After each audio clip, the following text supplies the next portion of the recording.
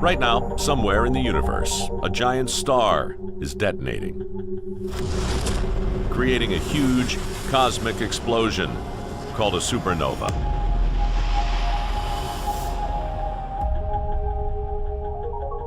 Supernovas are a big, giant, dramatic end to a star's life. All stars die, but only the biggest go out with a bang. For a star to go supernova, we think it has to be at least 8 times more massive than our sun. It's so easy to think of our sun as this incredibly gigantic thing. But our sun is absolutely tiny compared to some of the giant stars in the sky.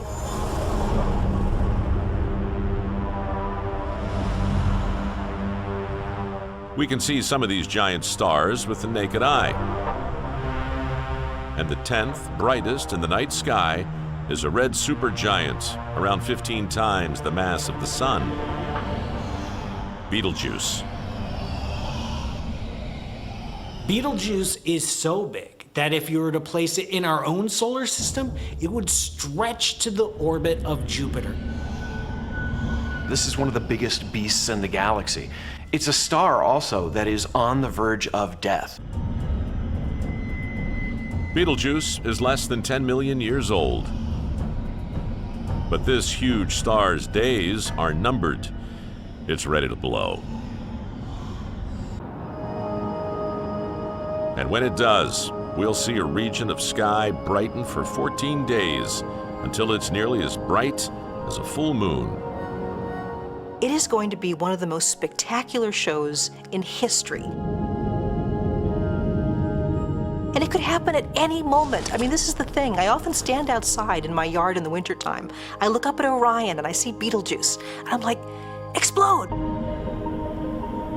So, what will make Betelgeuse go supernova? To understand a giant star's death, we need to understand its life.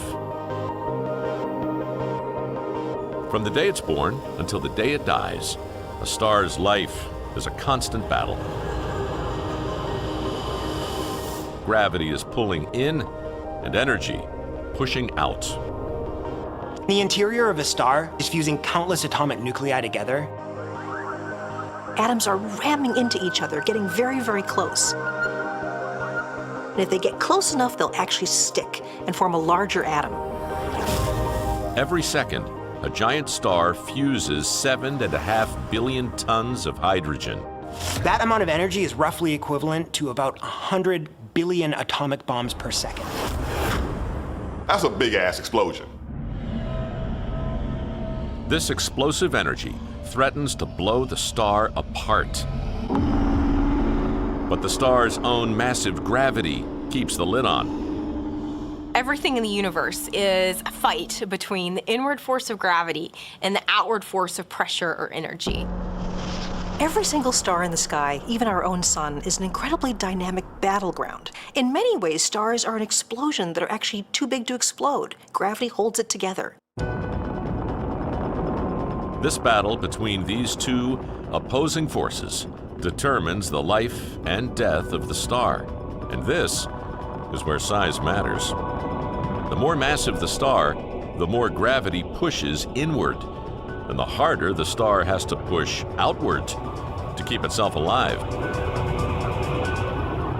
Very massive stars are like stars on steroids. They have a lot of fuel to burn. They're so powerful that they use up their fuel at a rapid rate.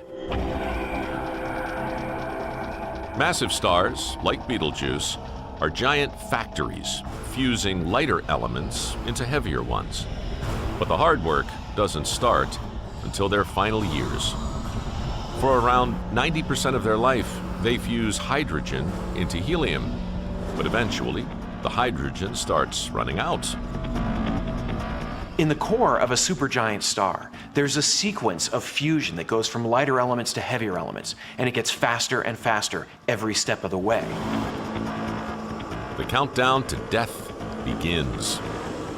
The inward push from gravity takes over, raising the temperature in the core. Helium starts fusing into carbon. There's enough helium to last about 1 million years, but it too runs out and things start speeding up. Carbon gets fused into neon. That takes about 1,000 years. Neon fusing into silicon, that takes about 1 year. Once it starts fusing silicon into iron, that takes 1 day. It gets more and more frantic. It's kind of like a cooking contest show, whereas the clock is running down, they're trying to do more and more things, and they get more and more frantic until, ding, time's up.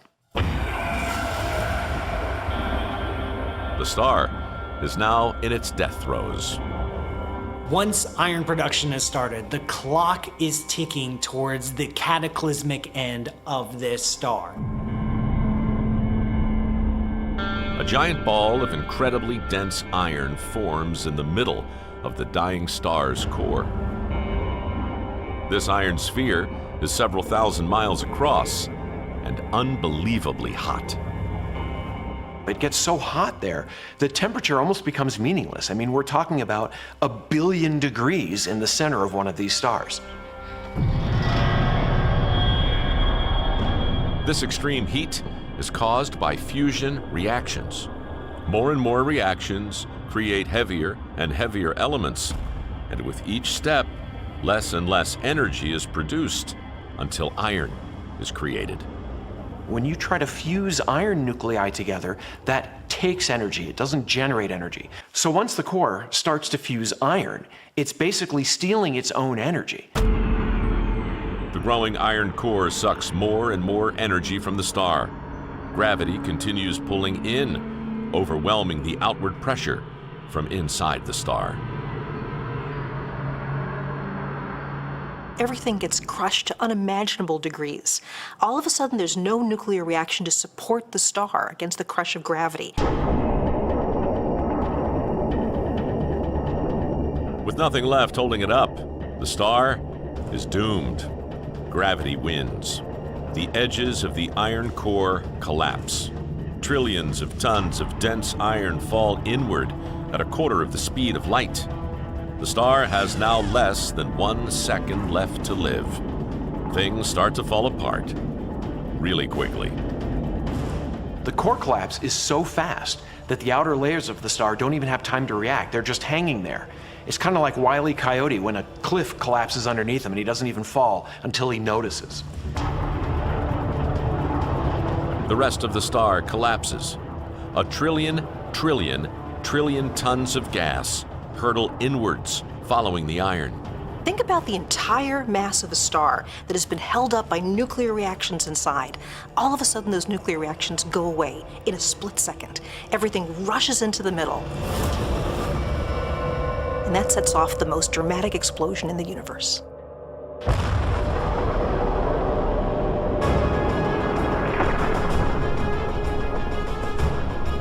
The spectacular death blow can outshine all of the stars in the galaxy. But there's a problem. We still don't fully understand how a collapsing ball of iron and tons of falling gas create a giant fireball. How this collapsing core triggers a massive explosion is one of the biggest mysteries in astrophysics.